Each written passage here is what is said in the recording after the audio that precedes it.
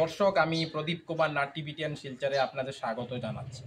দর্শক, আপনারা সবাই জানেন আমেরিকা ইরানের উপর B-2 বম্বার্সের মাধ্যমে হামলা করে ইরানের 3টি পরমাণু ঠিকানা ফর্ডো, নতান, ইস্পাহানকে সম্পূর্ণভাবে ধ্বংস করে দিয়েছে। আর তার পিছনে সম্পূর্ণ হাত রয়েছে পাকিস্তানের। কিছুদিন আগে পাকিস্তানের আর্মি চিফ আসিফ মুনির আমেরিকায় গিয়েছিলেন এবং আমেরিকার রাষ্ট্রপতি ডোনাল্ড ট্রাম্পের সঙ্গে উনি বসে খাওয়া দাওয়া করছিলেন, প্রায় 2 ঘন্টা মিটিং করছিলেন। আর এই মিটিংয়ের মধ্যে পাকিস্তানের আর্মি চিফ এবং আমেরিকার রাষ্ট্রপতি ডোনাল্ড ট্রাম্পের মধ্যে একটি ডিল হয়। আমেরিকা পাকিস্তানের আকাশসীমা ব্যবহার করে ইরানের উপর হামলা করবে, তার পরিবর্তে আমেরিকা পাকিস্তানকে ডলার দেবে। আপনারা সবাই জানেন পাকিস্তান পয়সার ভিখারি দেশ। আমেরিকা এবং পাকিস্তানের মধ্যে ডিল সম্পূর্ণ হয়ে যায়।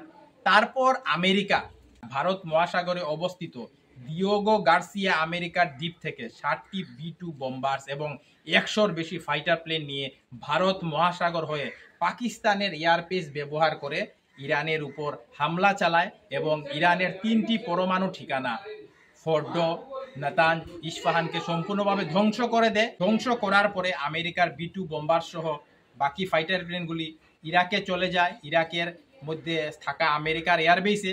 তারপর সেই এয়ারবেস থেকে আবার আমেরিকায় চলে যায়। আপনারা সবাই জানেন একটি কথা আছে যে ধোঁকা না দিলে যুদ্ধ জিতা যায় না। আমেরিকাও ইরানকে ধোঁকা দিয়েছিল। আমেরিকা দেখাচ্ছিল আমেরিকার থেকে 6টি B-2 বম্বার্স আছে, আস্তে আস্তে অনেক সময় লাগবে। আর অন্যদিকে ভারত মহাসাগর থেকে B-2 বম্বার্সের মাধ্যমে পাকিস্তান ও ইরানের উপর হামলা করে ইরান বোকা বনে যায়।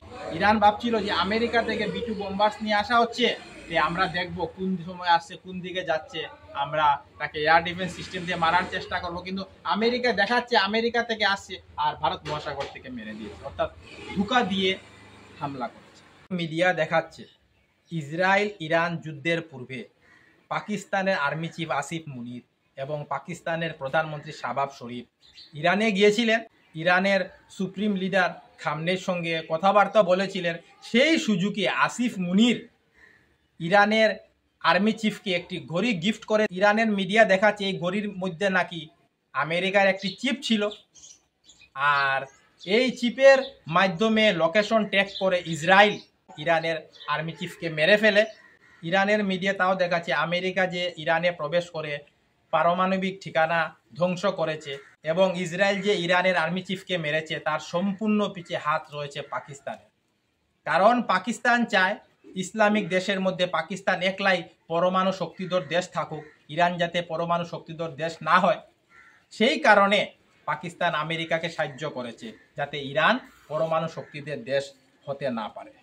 কোনো মুসলিম দেশের পাকিস্তানকে বিশ্বাস করা উচিত নয়। এখন ইরানের সঙ্গে করেছে, অন্যদিন অন্যের সঙ্গেও করবে, কারণ পাকিস্তান নিজের স্বার্থকে বেশি গুরুত্ব দেয়। যেখানে পাকিস্তান নিজের স্বার্থ দেখে তার পক্ষেই চলে যায়। চীন হাতিয়ার দিলে চীনের পক্ষে চলে যায়, আমেরিকা ডলার দিলে আমেরিকার পক্ষে চলে যায়। ইরানি মিডিয়া খুব বেশি করে সম্প্রচার করছে ইরানের পরমাণু ঠিকানা ধ্বংসের পিছনে এবং ইরানের আর্মি চিফের মৃত্যুর পিছনে পাকিস্তানের 100% হাত রয়েছে। আমি টিভিটিয়ান শিলচরের পক্ষ থেকে প্রদীপ কুমার নাথ ভাবলাম এই খবরটি খুব গুরুত্বপূর্ণ, তাই আমি খবরাখবর করতে বাধ্য হয়েছি। ধন্যবাদের সহিত টিভিটিয়ান শিলচর, প্রদীপ কুমার নাথ। ধন্যবাদ।